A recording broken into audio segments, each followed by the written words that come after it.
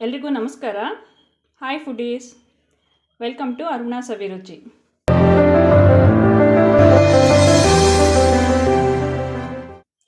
ಇವತ್ತು ನಾನು ಕೆಂಪು ಚಟ್ನಿ ಮಾಡೋದನ್ನು ತೋರಿಸ್ಕೊಡ್ತಾ ಇದ್ದೀನಿ. ಟೊಮೆಟೊ ಕೆಂಪು ಚಟ್ನಿ ತುಂಬ ಈಸಿಯಾಗಿ 5 ನಿಮಿಷದಲ್ಲಿ ಮಾಡ್ಕೊಂಬಿಡ್ಬೋದು. ಯಾವಾಗಲೂ ಒಂದೇ ಥರ ಚಟ್ನಿ ಮಾಡಿ ತಿಂದು ನಮಗೂ ಬೇಜಾರಾಗಿರುತ್ತೆ. ಸೊ ಇದೊಂಥರ ವೆರೈಟಿ ಆಗಿರುತ್ತೆ. ಎಲ್ಲರೂ ಒಂದ್ಸರಿ ಟ್ರೈ ಮಾಡಿ ನೋಡಿ, ತುಂಬ ಚೆನ್ನಾಗಿರುತ್ತೆ. ಈಗ ಅದಕ್ಕೆ ಬೇಕಾಗಿರುವ ಇಂಗ್ರೀಡಿಯೆಂಟ್ಸ್ಗಳು, ನಾನಿಲ್ಲಿ ಒಂದು ಮೀಡಿಯಮ್ ಸೈಜ್ ಟೊಮೆಟೊನ 3 ತೊಗೊಂಡಿದ್ದೀನಿ. ಹಾಗೆ ಒಂದು ಮುಷ್ಟಿಯಷ್ಟು ಕೊತ್ತಂಬರಿ ಸೊಪ್ಪು, ಒಂದು 4 ರಿಂದ 5 ಪೀಸಸ್ಸು ಕಾಯಿ ತೊಗೊಂಡಿದ್ದೀನಿ. ಹಾಗೆ ಒಂದು 10 ರಿಂದ 12 ಬೆಳ್ಳುಳ್ಳಿ, ಖಾರಕ್ಕೆ ಗುಂಟೂರು ಮತ್ತು ಬ್ಯಾಡಿಗೆ 2 ಮಿಕ್ಸ್ ಮಾಡಿ ತೊಗೊಂಡಿದ್ದೀನಿ. ಹಾಗೆ ಒಂದು ಚಿಕ್ಕದು ಈರುಳ್ಳಿ, ಇದು ಒಗ್ಗರಣೆಗೆ ತೊಗೊಂಡಿದ್ದೀನಿ. ಈಗ ಮಾಡೋ ವಿಧಾನ ನೋಡೋಣ. ಇಲ್ಲಿ ನಾನು ಬಾಣಲೆ ಇಟ್ಕೊಂಡಿದ್ದೀನಿ ಎಲ್ಲ ಫ್ರೈ ಮಾಡ್ಕೊಳ್ಳೋದಕ್ಕೆ. ಟೇಬಲ್ ಸ್ಪೂನಷ್ಟು ಎಣ್ಣೆ ಹಾಕ್ಕೊಳ್ತಾ ಇದ್ದೀನಿ. ಈಗ ಎಣ್ಣೆ ಬಿಸಿ ಆಗ್ತಿದ್ದಂಗೆ ಅದಕ್ಕೆ ಟೊಮೆಟೊ ಸೇರಿಸ್ಕೊಳ್ತಾ ಇದ್ದೀನಿ.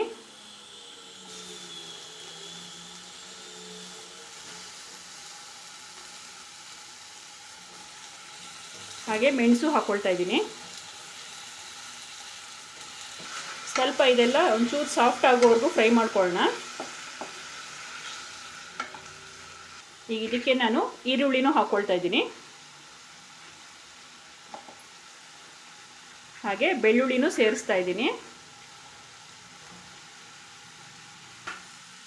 ನಾನಿಲ್ಲಿ ಟೊಮೆಟೊ ಎಲ್ಲ ಬೇಗ ಸಾಫ್ಟ್ ಆಗಲಿಕ್ಕೋಸ್ಕರ ಹರಳುಪ್ಪು ಸೇರಿಸ್ಕೊಳ್ತಾ ಇದ್ದೀನಿ.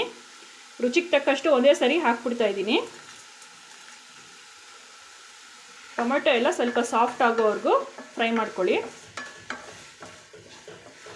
ಈಗ ಟೊಮೆಟೊ ಎಲ್ಲ ಸಾಫ್ಟ್ ಆಗಿದೆ. ಈಗ ಅದಕ್ಕೆ ನಾನು ಕಾಯಿ ಸೇರಿಸ್ಕೊಳ್ತಾ ಇದ್ದೀನಿ. ಹಾಗೆ ಕೊತ್ತಂಬರಿ ಸೊಪ್ಪು, ಕಾಯಿ ಕೊತ್ತಂಬರಿ ಸೊಪ್ಪು ಹಾಕಿದ್ಮೇಲೆ ಒಂದು 2 ನಿಮಿಷ ಫ್ರೈ ಮಾಡಿಕೊಂಡ್ರೆ ಸಾಕು. ಈಗ ಇದು ಕಂಪ್ಲೀಟಾಗಿ ತಣ್ಣಗಾಗ್ಬಿಡೋಣ. ಈಗ ಇದು ಫುಲ್ ತಣ್ಣಗಾಗಿದೆ. ಇದಕ್ಕೆ ನೀರೇನು ಸೇರಿಸೋದೇನು ಬೇಡ. ಬೇಕಿದ್ರೆ 1 ಅಥವಾ 2 ಟೇಬಲ್ ಸ್ಪೂನಷ್ಟು ಹಾಕ್ಕೊಂಡು ನುಣ್ಣಗೆ ಗ್ರೈಂಡ್ ಮಾಡ್ಕೊಳ್ಳೋಣ. ನೋಡಿ, ಇಷ್ಟಾದರೆ ಸಾಕು. ಇಷ್ಟು ನುಣ್ಣಗೆ ಮಾಡ್ಕೊಂಡಿದ್ದೀನಿ. ಈಗ ಇದನ್ನು ಒಂದು ಬೌಲ್ಗೆ ಹಾಕ್ಕೊಂಡು ಒಗ್ಗರಣೆಗೆ ಇಟ್ಕೊಳ್ಳೋಣ. ನಾನಿಲ್ಲಿ ಒಗ್ಗರಣೆಗೆ 1 ಟೇಬಲ್ ಸ್ಪೂನಷ್ಟು ಎಣ್ಣೆ ಹಾಕಿದ್ದೀನಿ. ನೋಡಿ, ಎಣ್ಣೆ ಬಿಸಿ ಆಗ್ತಿದ್ದಂಗೆ ಒಗ್ಗರಣೆಗೆ ತೆಗೆದಿಟ್ಕೊಂಡಿದ್ವಲ್ಲ ಅದೆಲ್ಲ ಹಾಕ್ತಾಯಿದ್ದೀನಿ. ಈಗ ಸಾಸಿವೆ ಸಿಡಿತಿದ್ದಂಗೆ ಅದಕ್ಕೆ ಸ್ವಲ್ಪ ಕರ್ಬೇವಿನ ಸೊಪ್ಪು ಸೇರಿಸ್ಕೊಳ್ತಾ ಇದ್ದೀನಿ. ಒಗ್ಗರಣೆ ಆಗಿದೆ. ಒಗ್ಗರಣೆ ಯಾವತ್ತೂ ನಾವು ಚಟ್ನಿಗಳಿಗೆಲ್ಲ ಬಿಸಿಲು ಹಾಕೋಕ್ಕೆ ಹೋಗಬಾರ್ದು.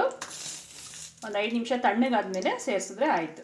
ಈಗ ಒಗ್ಗರಣೆ ತಣ್ಣಗಾಗಿದೆ, ಚಟ್ನಿಲಿ ಸೇರಿಸ್ಕೊಂಡ್ರೆ ಆಯಿತು.